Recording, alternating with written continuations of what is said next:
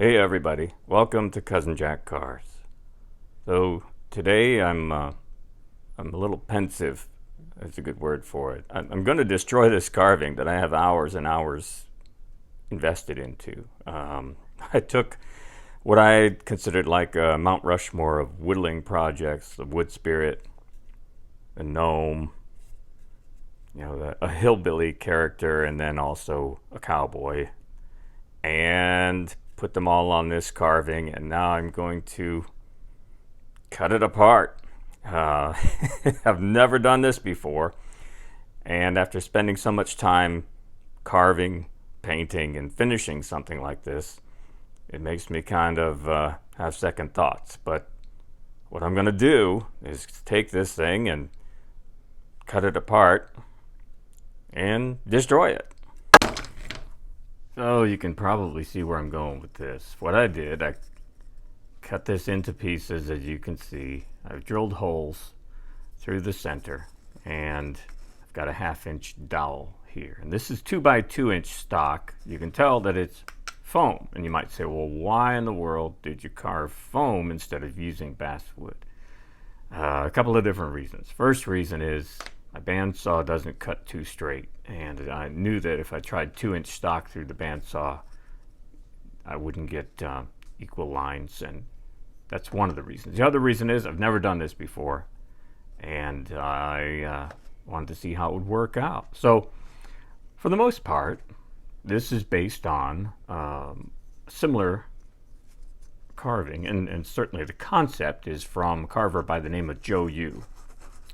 He put together a piece like this, and he called it the split personalities of Joe Yu.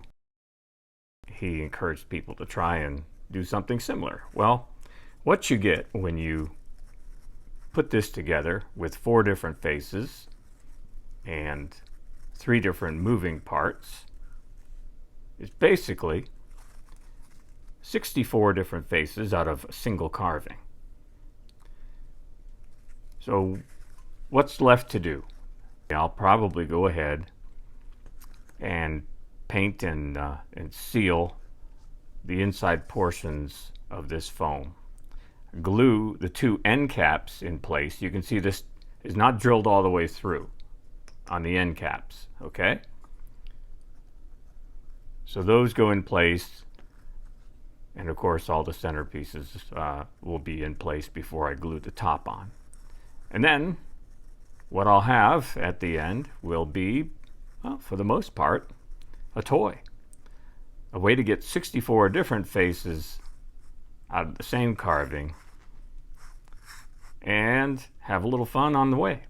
So think about it yourself. If you had let's call it a Mount Rushmore of images that you would want to put onto a carving, what would they be? Like I said, I chose a wood spirit, a hillbilly, a cowboy, and a gnome. But you could even do a theme.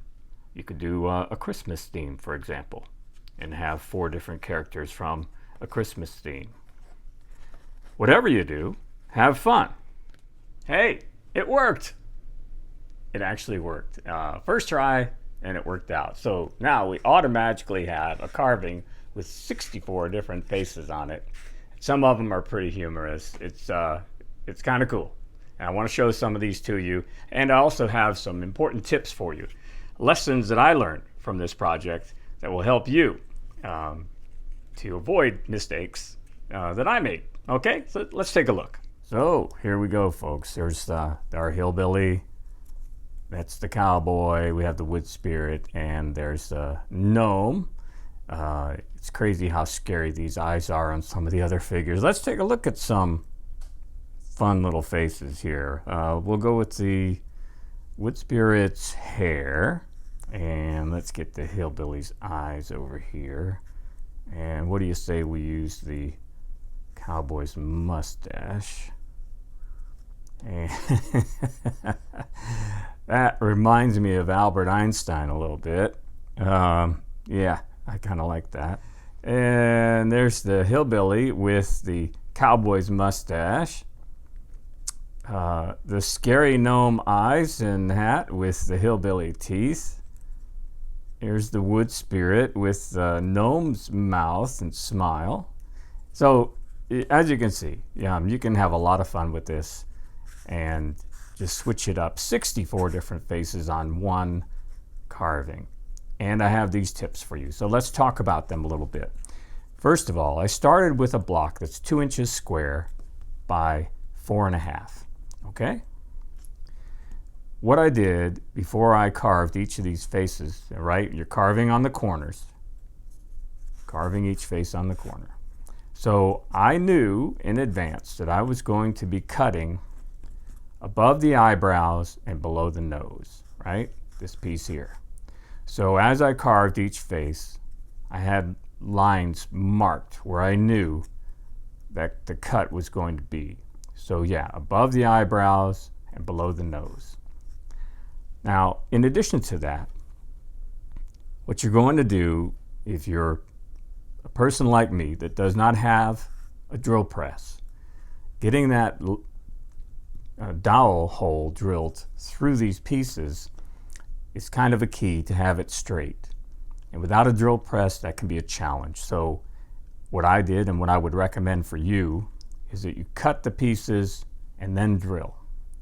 Reason being, it's a lot easier to keep that drill bit perpendicular for this thickness than it is for the thickness of this entire piece. That's what worked for me. There are some jigs that you can get that will help you with drilling straight holes, even if you don't have a drill press. Another thing to think about is your drill and your capacity. So for example, I went to Lowe's, I grabbed a 1/2-inch dowel, I brought it home, I have a 3/8 drill. Fortunately, I had another drill in the house that took a 1/2-inch bit. So think about that before you go and get your dowel. Look at your drill and think about the capacity. Will it take a 1/2-inch bit, 3/8, whatever it is? Make sure you know before you go and make your run to the Home Depot or the Lowe's. Think about paint. So as you can see, I went with a look that I wanted it to look like it was kind of statuesque, right? With the colors all being more the same. Examples that I've seen from Joe Yu were painted, each character was probably painted different colors and what have you. Think about what you would like. If you want to go with a look like this, like I said, I went with a paint called Granite Gray, and then I used some antiquing to get into the deep crevices. And it works for me. I kind of like it that way. Another tip for you, when you're going to put this together, you're going to want to paint in between the spaces. You can see right here, it's not always going to be aligned perfectly when you're doing your different 64 faces. So paint each piece in between, and that helps it from kind of sticking out so much. And then also, when you go to glue it, these two end caps, these are not drilled all the way through, right? And these are the pieces that are going to get glued to your dowel. These happen to be about 5/8 as far as the width of them.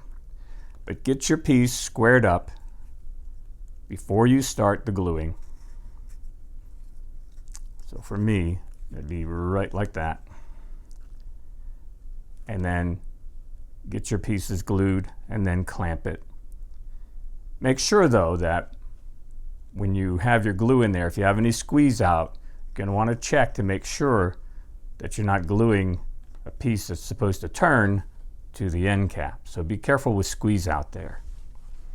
And that's it, folks. 64 faces on one carving. If you like this content, please give it a thumbs up at the bottom right below this video. Thanks for joining me. We'll see you next time.